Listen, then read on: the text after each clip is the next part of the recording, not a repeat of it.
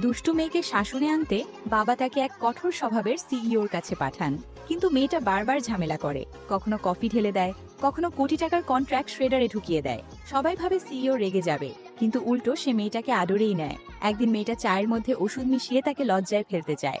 CEO বুঝেও চা খায়। সেদিন থেকেই দুজনের সম্পর্ক ঘনিষ্ঠ হয়ে যায়। কিছুদিন পর মেয়েটা তাকে প্রপোজ করার সিদ্ধান্ত নেয়, কিন্তু সেদিনই দেখে খবর লোকটা নিজে গিয়ে তার হোয়াইট মুনলাইটকে দেশে আনছে। তাদের ঘনিষ্ঠ ছবি দেখে মেয়েটা ভেঙে পড়ে। হতাশ হয়ে সে বাবার ঠিক করা বিয়েতে রাজি হয়। শর্ত দেয় বাবা মেয়ের সম্পর্ক শেষ। বাবাও টাকার লোভে রাজি হয়ে যায়। পরদিন সে জানতে পারে বাবার বিদেশে রাখা অবৈধ মেয়েটাই সেই লোকটার হোয়াইট মুনলাইট। কোনো কথা না বলে মেয়েটা বাড়ি ছেড়ে চলে যায়।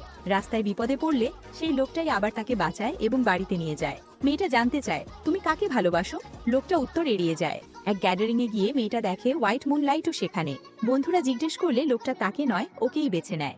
ভেঙে পড়া মেয়েটা পালাতে গেলে কয়েকজন গুন্ডার হাতে পড়ে। লোকটা সাহায্য করতে যাচ্ছিল, কিন্তু ঠিক তখন হোয়াইট মুনলাইট নাটক করে আহত হয়। সে ওর দিকেই চলে যায়। এরপর হোয়াইট মুনলাইট মেয়েটাকে ঠেলে দেয় চলন্ত গাড়ির সামনে। আহত অবস্থায় সে দেখে লোকটা অন্য মেয়েটাকেই আগলে ধরেছে। হুঁশ ফিরলে সে শোনে